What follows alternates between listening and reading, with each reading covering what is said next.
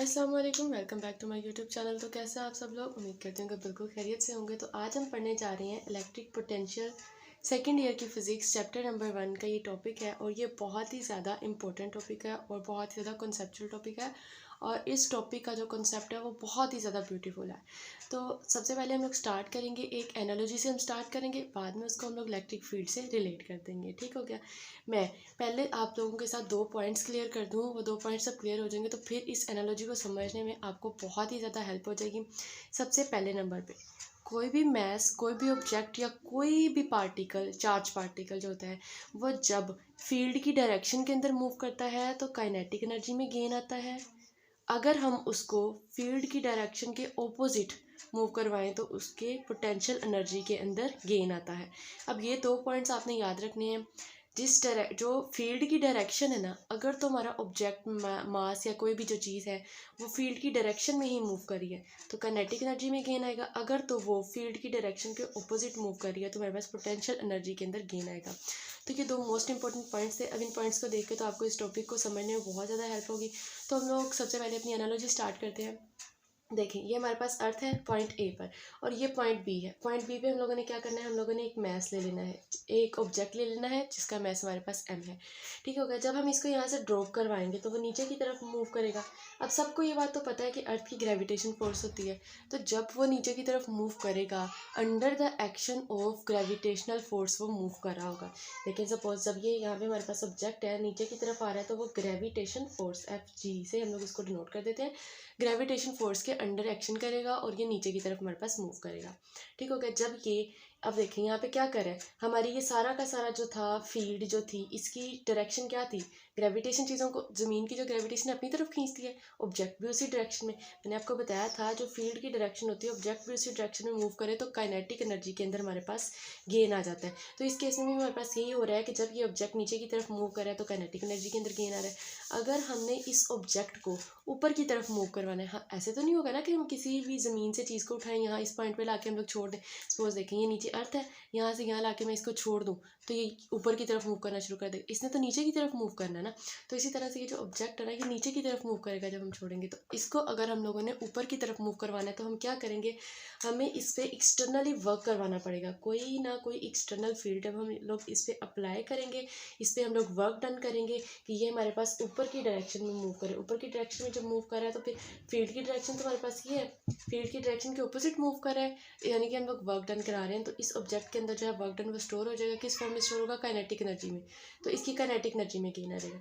जब ये मूव कर रहा था फील्ड की डायरेक्शन नीचे होगा, जब ये नीचे वाली डायरेक्शन मूव कर रहा था तो काइनेटिक एनर्जी में गेन आ रहा था। अब ये फील्ड की डायरेक्शन के ऑपोजिट डायरेक्शन में मूव कर रहा है, हम इसको जैसे भी करवा रहे हैं, जिस भी केस में किसी भी तरीके से एक्सटर्नली कोई फील्ड अप्लाई करके करवा रहे हैं, जैसे भी करवा रहे हैं, फील्ड के ऑपोजिट है तो मतलब यहाँ पे इसकी काइनेटिक एनर्जी जो है उसके अंदर गेन आ जाएगा। सपोज करेंगे ये जो अर्थ है ज़मीन, ये इस पॉइंट पे इसकी जो पोटेंशियल एनर्जी है यहाँ पे हमारे पास 0 है। तो जब हम लोग इसको बी पॉइंट पे ले जाएंगे तो बी पॉइंट पे जाके इसकी जो पोटेंशियल एनर्जी है उसकी वैल्यू हमारे पास हो जाएगी mgh। तो ये इसकी पोटेंशियल एनर्जी के अंदर चेंज आ गया, यानी कि इसकी पोटेंशियल एनर्जी के अंदर गेन आ गया। तो आपको वो 2 पॉइंट्स क्लियर हो गए ना कि जब ये under the action of gravitation force move कर रहा था तो काइनेटिक एनर्जी में गेन आया। जब हमने इस पर एक्सटर्नली फील्ड अप्लाई करके इसको ऑपोजिट डायरेक्शन में मूव करवाया, यानी कि इस पर वर्क करवाया, जब हम किसी चीज़ पे वर्क करवाएंगे फील्ड के ऑपोजिट डायरेक्शन मूव करने के लिए तो उसकी पोटेंशियल एनर्जी जो होगी उसके अंदर चेंज आ जाएगा। ठीक हो गया? यहाँ तक क्लियर हो गया? अब ये जो इसकी पोटेंशियल एनर्जी थी जब हम लोगों ने वर्क करवाया तो वर्क डन इसके अंदर स्टोर हो गया काइनेटिक पोटेंशियल एनर्जी की फॉर्म में। तो यहाँ पोटेंशियल एनर्जी इतनी थी, यहाँ पे इतनी थी। तो ये जो पोटेंशियल एनर्जी के अंदर चेंज आ रहा है ना, ये 2 चीज़ों पे डिपेंड करता है। नंबर 1 डिपेंड कर रहा है इसके मैस के ऊपर। अगर तो हमारे पास ये जो है ऑब्जेक्ट, इसका मैस ज़्यादा होगा, यानी कि ये जो ऑब्जेक्ट है ये हमारे पास बड़ा होगा, तो फिर इसको अपोजिट डायरेक्शन मूव करवाने के लिए हमें काम भी ज़्यादा करना पड़ेगा, तो उसकी पोटेंशियल एनर्जी के अंदर चेंज भी ज़्यादा आएगा। अगर तो वो छोटा होगा तो काम थोड़ा ही करवाना पड़ेगा। आप लोगों को भी पता है कि ये छोटी चीज़ को अगर मैं मूव करवाऊँ तो इसमें मुझे वर्क डन कम करना पड़ा तो पोटेंशियल एनर्जी भी कम होगी। अगर इसकी जगह मैं कोई बड़ा ऑब्जेक्ट ले आऊँ, बड़ा जिसका मैस हमारे पास ज़्यादा होगा, तो उसको जब मैं मूव करवाऊँगी तो फिर उस केस में हमारे पास क्या होगा, ज़्यादा काम करना पड़ेगा, भारी होगा वो, इसलिए उस केस में ज़्यादा काम करना पड़ेगा और पोटेंशियल एनर्जी के अंदर चेंज जो है वो भी ज़्यादा आएगा। और दूसरे नंबर पर ये जिस चीज़ पर डिपेंड करती है वो हमारे पास डिस्टेंस होता है दोनों पॉइंट्स के अंदर। डिस्टेंस पॉइंट ए और पॉइंट बी के दरम्यान में जो डिस्टेंस है, अगर डिस्टेंस ज़्यादा होगा, सपोज देखिए देखें अर्थ यहाँ पे पॉइंट भी मैं यहाँ से उठा के यहाँ ले जाऊँ तो हमें क्या करना पड़ेगा, जब यहाँ बी पॉइंट पे था तो काम इतना करना पड़ा, जब यहाँ पे ये पॉइंट बी चला जाएगा तो हमें काम ज़्यादा करवाना पड़ेगा। ठीक हो गया, यानी कि इनके दरम्यान में डिस्टेंस बढ़ जाएगा तो हमें काम भी ज़्यादा करवाना पड़ेगा उस केस में, तो पोटेंशियल एनर्जी भी ज़्यादा चेंज आ जाएगा। अगर हम इस डिस्टेंस को कम कर दें, सपोज मैं कहूँ कि अगर इस बी पॉइंट को उठाकर यहाँ तक ले आए तो फिर इस ऑब्जेक्ट को यहाँ से इस ऑब्जेक्ट को यहाँ से उठाकर यहाँ तक लाने में ज़्यादा काम हमें करना पड़ेगा या फिर इस पॉइंट तक लेके जाने में हमें ज़्यादा काम करना पड़ेगा। जब हमने डिस्टेंस कम कर दिया तो काम भी कम करना पड़ेगा, तो पोटेंशियल एनर्जी की एनर्जी ज़ाहिर सी बात है कम आएगा। तो ये हो गया हमारे पास, ये वाला पूरी एनालॉजी हम लोगों ने समझ ली। अब हम लोग इस एनालॉजी को जो है इलेक्ट्रिक फील्ड के साथ रिलेट करेंगे। अब ये जो हमारे पास इलेक्ट्रिक फील्ड है, इस एनालॉजी को हम लोगों ने इसके साथ रिलेट करना है। तो मैं आपको बता दूं कि देखें, तो हमारे पास प्लेट्स हैं, इस पर हमारे पास पॉजिटिव चार्ज है, इस पर हमारे पास नेगेटिव चार्ज है। तो ये मतलब कि हमारे पास इलेक्ट्रिक फील्ड है। तो जैसे हमारे पास यहाँ पे था नेचुरल प्रोसेस था, ज़मीन की ग्रेविटेशन फोर्स होती है इस डायरेक्शन में होती है, इसी तरह से इलेक्ट्रिक फील्ड का जो नेचुरल प्रोसेस है ना, उसमें डायरेक्शन जो होती है यानी कि इलेक्ट्रिक फोर्स होती है वो पॉजिटिव चार्ज से नेगेटिव चार्ज की तरफ मूव करती है। ये आपको एरो से शो करवा दिया गया है। यहाँ पे हम लोगों ने मैथ्स लिया था, यहाँ पे हम लोग क्या करेंगे, ए पॉजिटिव टेस्ट चार्ज ले लेंगे। ठीक हो गया, पॉजिटिव टेस्ट चार्ज ले लिया हम लोगों ने यहाँ पे। तो देखिए हम लोगों ने इस एनालॉजी को रिप्लेस किया ना, यहाँ पे जो ग्रेविटेशन फोर्स थी वो इसकी इलेक्ट्रिक फोर्स के साथ रिप्लेस हो जाएगी। जो हम मैथ्स ले रहे हैं, मैथ्स की जगह पे हम लोगों ने पॉजिटिव टेस्ट चार्ज ले लेना है। ठीक हो गया, बाकी सारी की सारी चीज़ें वैसे ही हैं। अब हम लोगों ने इसको यहाँ पे ले लिया। अब ये जब हमारे पास नीचे की तरफ मूव करेगा, ठीक हो गया, नीचे की तरफ तो ऑटोमेटिकली मूव करेगा, तो ये फील्ड की डायरेक्शन के अंदर मूव कर रहा है। जब ये फील्ड की डायरेक्शन के अंदर मूव करेगा तो क्या होना है, इसकी काइनेटिक एनर्जी के अंदर गेन आ जाना है। और जब हम लोगों ने इस टेस्ट चार्ज को क्या करना है, मूव करवाना है ऑपोजिट डायरेक्शन में। ऑपोजिट डायरेक्शन में मूव करवाने के लिए हम लोग इस पर कोई ना कोई एक्सटर्नल फील्ड अप्लाई करेंगे, जिसकी वजह से हम लोग इसके ऊपर वर्क डन करवा रहे हैं। तो वर्क डन इसमें स्टोर हो जाएगा पोटेंशियल एनर्जी के तौर पे। तो अब क्या होगा, इसकी पोटेंशियल एनर्जी के अंदर गेन आ जाएगा। जब वो फील्ड की डायरेक्शन मूव करा था तो काइनेटिक एनर्जी में गेन आ गया। जब ये ऑपोजिट डायरेक्शन में हम इसको मूव करवाएंगे तो इसकी पोटेंशियल एनर्जी के अंदर गेन आ जाएगा। अब सपोज करेंगे ए पॉइंट पे इसकी जो पोटेंशियल एनर्जी है वो हमारे पास यू ए है, और बी पॉइंट पे जाके इसकी पोटेंशियल एनर्जी जो यू बी है। जब चार्ज हमारे पास यहाँ पे पड़ा हुआ था तो तब पोटेंशियल एनर्जी इसकी क्या थी, जीरो। जब इसको हम लोगों ने यहाँ से यहाँ तक ले गए तो यहाँ पे कोई ना कोई इसकी पोटेंशियल एनर्जी की वैल्यू आ जाएगी, क्योंकि पोटेंशियल एनर्जी में इसमें चेंज आ गया है। ठीक हो गया, अब हम लोगों ने यहाँ पे एक मोस्ट इंपॉर्टेंट पॉइंट पढ़ना है, उसको हम लोगों ने कह देना है इक्विलिब्रियम। इसके लिए देखें, जो हमारे पास इस फील्ड की फोर्स है वो तो नेचुरल फोर्स है, और जब हम लोगों ने इसको अपोजिट डायरेक्शन में मूव करवाना है तो हमने एक्सटर्नली फोर्स अप्लाई करनी है ना इसके ऊपर की तरफ मूव करवाने के लिए। तो जो हमने एक्सटर्नल फोर्स अप्लाई करनी है वो फील्ड की फोर्स के बिल्कुल बराबर अप्लाई करेंगे। क्यों, ताकि इसके दरमियान में इक्विलिब्रियम हो सके और जो चार्ज है हमारे पास वो एक यूनिफॉर्म वेलोसिटी के साथ मूव कर सके। अगर हम ऐसा नहीं करेंगे तो उस केस में हमारे पास क्या होगा, हमारे पास इलेक्ट्रोमैग्नेटिक वेव्स जनरेट हो जाएंगी, तो वो हमारे सिस्टम के लिए सूटेबल नहीं है। तो उन इलेक्ट्रोमैग्नेटिक वेव से अवॉइड करने के लिए हम लोगों ने क्या करना है, जो एक्सटर्नल फोर्स है फील्ड की फोर्स के बराबर अप्लाई करनी है, ताकि हमारे पास एक इक्विलिब्रियम पॉइंट जो है वो मेंटेन हो जाए।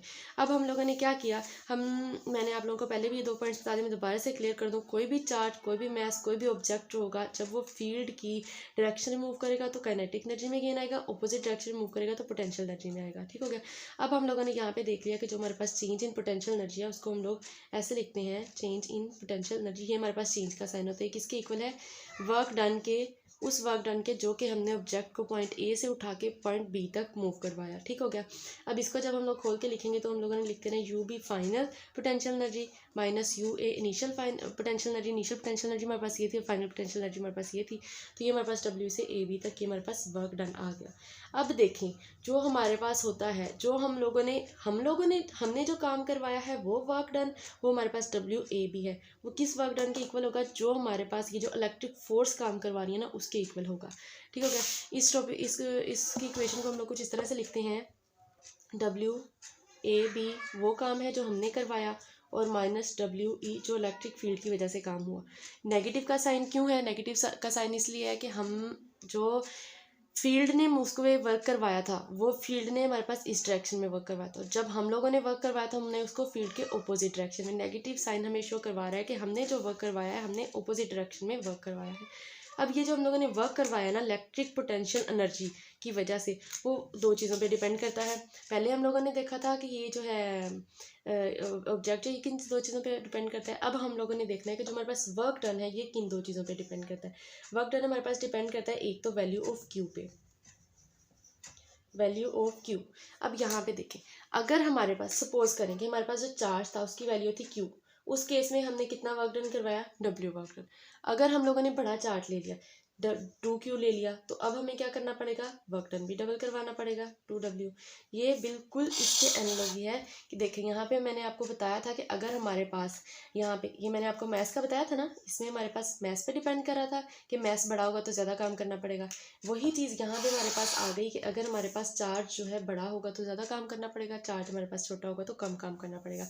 पहली डिपेंडेंस बिल्कुल उस हमारे जो मैंने आप लोगों को पहले एनालॉजी बताई है उससे रिलेट कराइए। और दूसरे नंबर पे जो हमारे पास किस चीज़ पे डिपेंड करेगा, डिस्टेंस पे। इन दोनों के दरमियान में जो डिस्टेंस होगा, अगर डिस्टेंस ज़्यादा होगा वही वाली बात है कि हमें काम ज़्यादा करना पड़ेगा तो पोटेंशियल एनर्जी ज़्यादा चेंज होगी। अगर कम होगा तो कम काम करना पड़ेगा, पोटेंशियल एनर्जी के अंदर जो चेंज है वो हमारे पास कम आएगा।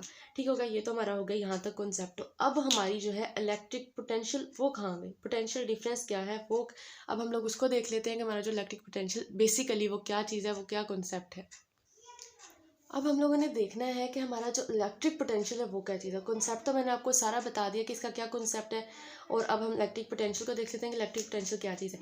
मैंने आपको पहले भी ये चीज़ बताई है कि अगर हमारे पास देखिए सपोज कि मास कम छोटा मास है तो हमें काम भी कम करवाना पड़ेगा। जब हम बड़ी चीज़ ले लेंगे तो इसको मूव करने के लिए काम भी तो हमें ज़्यादा करवाना पड़ेगा।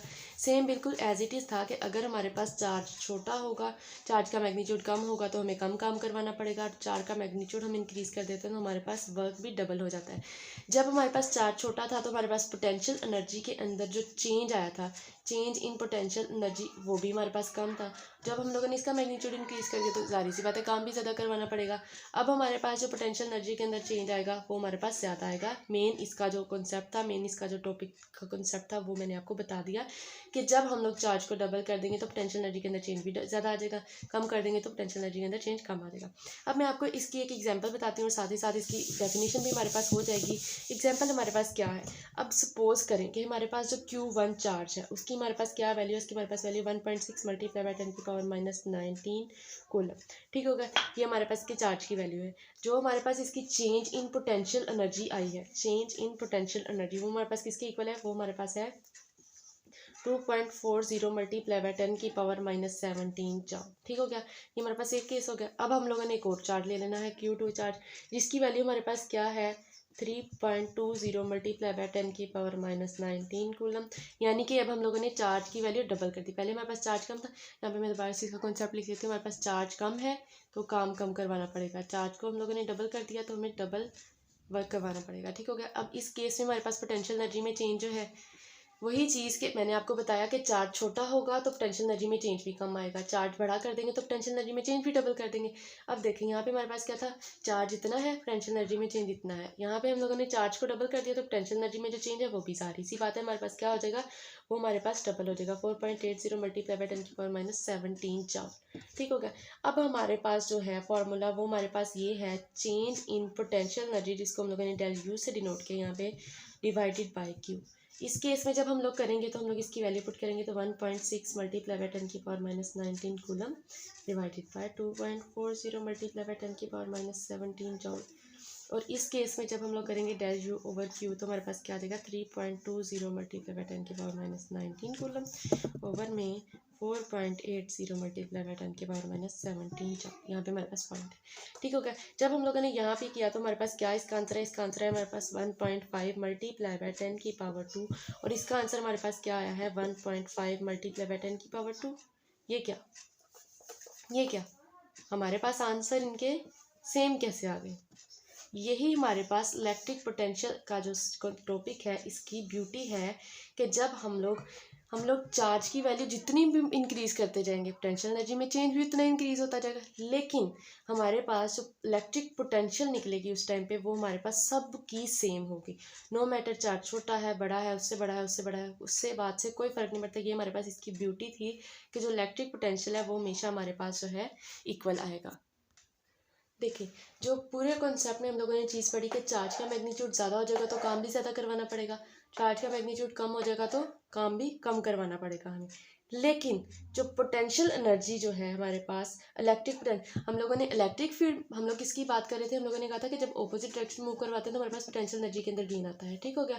तो अब हम लोग इलेक्ट्रिक फील्ड की बात कर रहे थे, तो हम लोगों ने इसको नाम देना है इलेक्ट्रिक पोटेंशियल एनर्जी का, ठीक हो गया। इलेक्ट्रिक पोटेंशियल एनर्जी का नाम दे दिया। जब हमारे पास चार्ज ज़्यादा होगा तो काम भी ज़्यादा, चार्ज कम होगा तो काम भी कम, लेकिन हमारे पास जो होगी इलेक्ट्रिक पोटेंशियल एनर्जी वो हमारे पास सेम रहेगी, ठीक हो गया।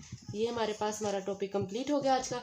और अब हम लोग इसके यूनिट की बात करते हैं। इसका यूनिट जो है वो हमारे पास जॉल पर कूलम है, जो कि हमारे पास 1 वोल्ट के इक्वल होता है। ये इसका यूनिट आ गया। और ये क्वांटिटी की बात करते हैं कि कौन सी क्वांटिटी है, तो इलेक्ट्रिक पोटेंशियल जो है ये हमारे पास स्केलर क्वांटिटी है। ये दोनों जो है, ये आप लोगों ने दोनों पॉइंट्स जो हैं इनको याद रखना है। ये आपके शॉर्ट क्वेश्चन के तौर पे भी आ सकते हैं या आपको एमसीक्यूज के तौर पे भी आ सकते हैं। इसकी क्वांटिटी का पूछ लेते होते हैं कि इलेक्ट्रिक पोटेंशियल हमारे पास वेक्टर क्वांटिटी है, स्केलर क्वांटिटी, ये आपने याद रखना है कि हमारे पास स्केलर क्वांटिटी होती है और इसका जो यूनिट है वो ये है। उम्मीद करती हूँ कि आज का लेक्चर आपको बिल्कुल अच्छे से समझ आएगा। अगर आपका कोई भी क्वेश्चन है इस टॉपिक से रिलेटेड तो आप कमेंट सेक्शन में पूछ सकते हैं। और मिलते हैं अगली वीडियो में नए टॉपिक के साथ। तो हमारे चैनल को सब्सक्राइब कर लें ताकि आने वाली वीडियो का जो है नोटिफिकेशन आपको मिल सके और आपका कोई भी लेक्चर मिस ना हो। तो आपने ये सारे के सारे जो लेक्चर्स हैं इनको आपने तरतीब से लेते जाना है ताकि हर जो अगला टॉपिक है उसकी आपको अच्छे से समझ आ जाए। तो ये था हमारा आज का टॉपिक। तो मिलते हैं अगली वीडियो में, तब तक के लिए अपना बहुत सारा ख्याल रखिएगा। अल्लाह हाफिज़।